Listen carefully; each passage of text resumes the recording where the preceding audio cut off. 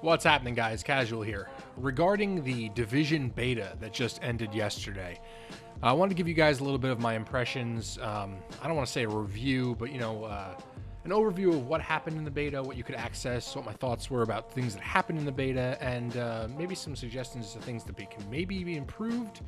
But yeah, so right now you're just looking at some of the gameplay in the actual campaign mission that they gave you, where you basically go through Madison Square Garden, shooting a bunch of hoodlums and terrorists, and making your way through to fight a boss.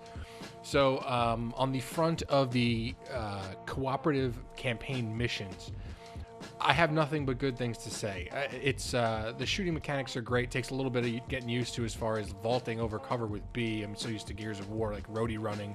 But other than that, it controls exactly as you expect it to.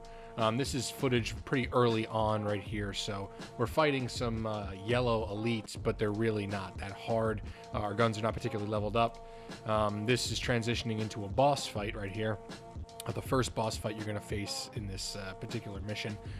It was fun, it was challenging, nothing more really than duck and cover and shoot and take out the enemies. Sometimes you flank and all that stuff. But as far as mission gameplay goes, great stuff. I hope there's plenty of it. I feel like the more the merrier. It's really cool to be able to flank around when enemies start to predict your movements and rush you if they feel like you're in cover too much. I think it works out really well. Same goes for really encounters too. I don't have any footage of the encounters here just because I didn't record much of it. But the encounters are just short missions, essentially. Little clear out a back alley full of enemies, or disable a virus in a house while looking for different cubes and stuff. I feel like the single player / cooperative story missions are perfectly adequate. They're very fun. I don't want to really review them because we didn't see that much of them. I feel like there's a lot more to do, and this was just a short one. By the time we were done playing the beta, we ran this mission a few times on hard difficulty and went right through it. It wasn't particularly hard, but I am excited for the extra stuff later. Now on to the more important and bigger discussion topic when it comes to the Division beta. That would be the Dark Zone. This is a little bit of Dark Zone footage I had from early on in my process. We were rank 10 at this point, found a couple rank 8 elites. Nothing but good things to say about the Dark Zone, but let me preface this by saying the first time I played the Dark Zone, I left the game going, oh no. Me and my friends that were playing it at the time, we got ganked for some equipment, and it really felt kind of unfair. Now, this could have been a result of the tryhards and all the sweaty people coming through and just figuring, well, they have loot on them, so let's just kill them automatically. So my first impression was not good. I did not enjoy this at all. I thought it was silly. I thought going rogue was not penalized well enough, and I'll have more on that later, but I just didn't have a good taste in my mouth. Now, after this playthrough, my first day of the beta, I went back on and read some comments, and people were saying, well, in our instance of the Dark Zone, we didn't have anyone attack us. No PvP players really attacked us. Everyone was kind of cool. So because of that, I figured, you know what, let me give this another try.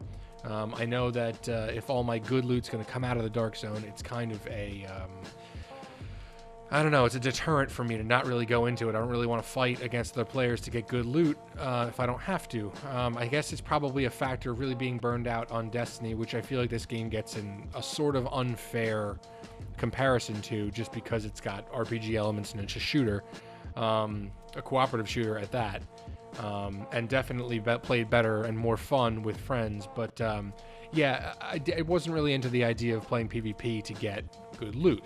Now, went back, second day. I played for a good hour before I even encountered a single person who was a problem as far as shooting us. Started to learn the mechanics of the game a little better, the ins and outs of fighting enemies. Started to find some more high-level enemy areas where we got some flamethrower heavies and some boss names and some buildings that have well-hidden enemies. I still have the same impression where they're not terribly difficult to kill. Now, obviously, this is very early on in the game, and we haven't seen any true endgame content, and let's be serious, Ubisoft is being extremely coy on what the endgame content is. But, man, at this point, I can firmly say I am all in on the Dark Zone. Storyline, I almost don't even care at this point. I had so much fun. Even the encounters where we fought other PvP players that were trying to steal our stuff. A lot of the times we ended up getting into these situations where we could kind of back them off, or realize that, you know, like if you show your numbers, a lot of times people don't want to mess around with it because loot is kind of important, even in the beta. Eventually we worked our way, I didn't show it in this video, but eventually we worked our way to the point where we got the exotic assault rifle. Awesome gun, very fun to use. But it really was the turning point for me in this beta was the second day of the Dark Zone. So I can safely say for the rest of the Dark Zone iteration, the rest of the beta iteration, the only thing I played, aside from one probably hour-long break where I tried to get one of my friends up to level 8 so he could join me in the same instant of the Dark Zone, I had so much fun. It's just a blast. There's a decent amount of spots where enemies spawn. There's a decent amount of content to do, and from what we've heard, the Dark Zone that was showed in the beta and the actual content that was showed in the beta was only about 10% of the finished product, and we still don't know what the end game stuff is.